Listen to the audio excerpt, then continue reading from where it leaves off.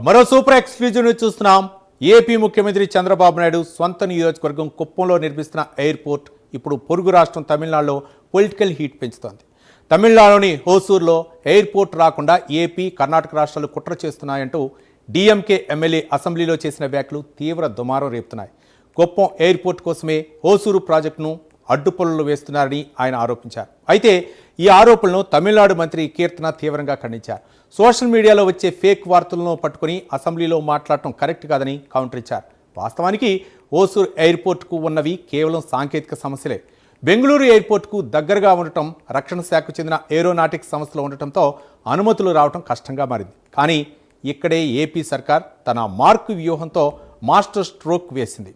కుప్పం కూడా బెంగళూరుకు దగ్గరే అయినా పక్కా ప్లానింగ్తో బెంగళూరు ఎయిర్పోర్ట్ నుంచి ఎన్ఓసి సాధించింది. ఇప్పటికే 1300 ఎకరాల భూసేకరణ కూడా పూర్తి చేసి ప్రాజెక్టును పరుగులు పెట్టిస్తోంది. అసలు తమిళనాడు అసెంబ్లీలో ఈ రేంజ్లో రచ్చ జరగటానికి కారణం ఏంటి? కుప్పం ఎయిర్పోర్ట్తో చిత్తూరు జిల్లా రూపురేఖలు ఎలా మారబోతున్నాయి అనే దానిపై సర్వత్రా చర్చ నడుస్తోంది.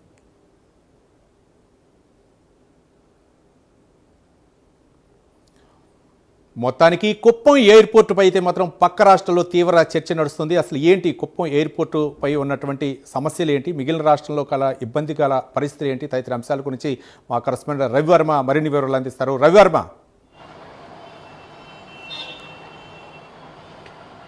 రవి, ఇవాళ కుప్పం విమానాశ్రయం రూపకల్పన జరుగుతున్న నేపథ్యంలోనే ఓవైపు తమిళనాడు రాష్ట్రం అలాగే కర్ణాటక రాష్ట్రాలు అయితే తీవ్ర ఇబ్బందులు అయితే సృష్టిస్తూ ఉన్నాయి. ముఖ్యంగా తమిళనాడు ప్రభుత్వంలోని హోసూరులో ఎయిర్పోర్టు ఏర్పాటు చేయాలని చెప్పేసి దాదాపు 15 ఏళ్ల క్రితం నుంచి తమిళనాడు ప్రభుత్వం అయితే ప్రయత్నాలు చేస్తూ ఉంది.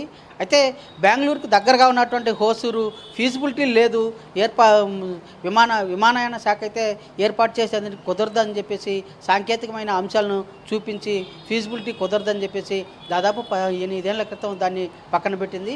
అయితే అప్పటి నుంచి కూడా 8 ఏళ్ల క్రితం నుంచి కూడా తమిళనాడు ప్రభుత్వం అయితే దాన్ని ఎలాగైనా సాధించాలని పట్టుదలతో అయితే ప్రయత్నాలు చేస్తూ ఉన్నా కూడా ఇంతవరకు కూడా నెరవేరలేదు. ఫీజిబిలిటీ లేదని చెప్పేసి పదే విమానయాన శాఖ అయితే ప్రయత్నించుకుంటూ వస్తుంది. అయితే ఇదే తరుణంలోనే బెంగళూరుకి దగ్గరగా ఉన్నటువంటి కుప్పం దగ్గర అయినా కూడా ఎయిర్పోర్ట్ని ఏర్పాటు చేసేందుకు అనుకూలమైన వాతావరణం కల్పించే దృక్పథంతోనే ముఖ్యమంత్రి చంద్రబాబు నాయుడు కుప్పంలో ఏర్పాటు చేయాలని చెప్పేసి కూడా సంకల్పించారు. ఈ క్రమంలోనే బెంగళూరు విమానాశ్రయం నుంచి ఎన్ఓసి అనుమతులు కూడా వచ్చింది. నో అబ్జెక్షన్ సర్టిఫికేట్ విధానం కూడా విమానాశ్రయానికి అనుమతులు వచ్చింది.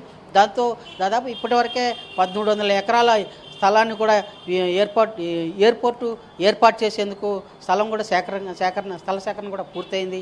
అయితే ఇదే క్రమంలోనే డిఎంకే పార్టీకి చెందిన ఒక ఎమ్మెల్యే ఇవాళ జరిగినటువంటి అసెంబ్లీ సమావేశంలో హోసూరులో ఉన్నట్టు తమిళనాడు హోసూరు ఎయిర్పోర్టుకు ఏపీ ప్రభుత్వం అడ్డుపడుతూ ఉంది పదే అని చెప్పేసి అసెంబ్లీ సమావేశంలో పదే ప్రస్తావించారు. అయితే దీన్ని కీర్తన అంటే టీవీకే పార్టీకి సంబంధించిన మంత్రి కీర్తన పూర్తి వ్యతిరేకించారు. సోషల్ మీడియాలో వస్తున్నటువంటి వార్తలను ప్రస్తావించడం సబబు కాదు, వాస్తవాలను దృష్టిలో ఉంచుకొని మాట్లాడాలని చెప్పేసి కూడా అవి డిఎంకే ఎమ్మెల్యే పేర్కొన్నటువంటి తీరును ఖండించారు. అయితే అక్కడ ఫీజిబిలిటీ లేదు, సాంకేతికపరమైన ఇబ్బందులు ఉన్నాయి, సమస్యలు ఉన్నాయి. దీని కారణంగానే కేంద్ర ప్రభుత్వం అనుమతి ఇవ్వలేదు.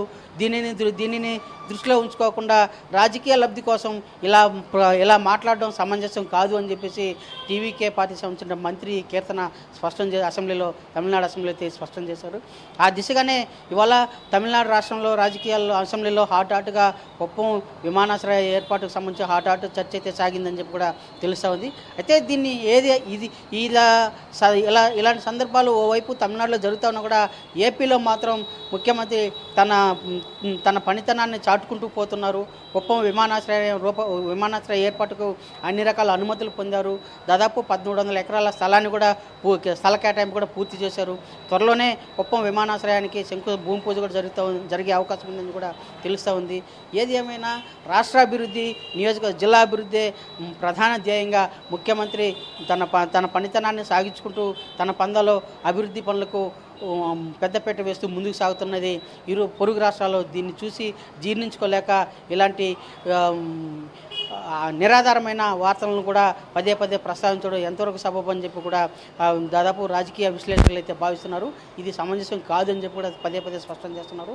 ఇలాంటి రాష్ట్రం ఆంధ్రప్రదేశ్ రాష్ట్రం అభివృద్ధి చెందుతున్న తరుణంలో ఇవాళ పక్క రాష్ట్రాలు చూసి ఈర్ష్యా ద్వేషాలతో పదే పదే ఇలాంటి వార్తలను పావుగా వాడుకుంటూ పదే పదే వాళ్ళ రాజకీయాల లబ్ధి కోసం ఉనికిని చాటుకునేందుకు ప్రయత్నాలు చేస్తున్నాయని చెప్పి కూడా రాజకీయ విశ్లేషకులు అయితే భావిస్తూ వస్తున్నారు. Ravi, right, thank you.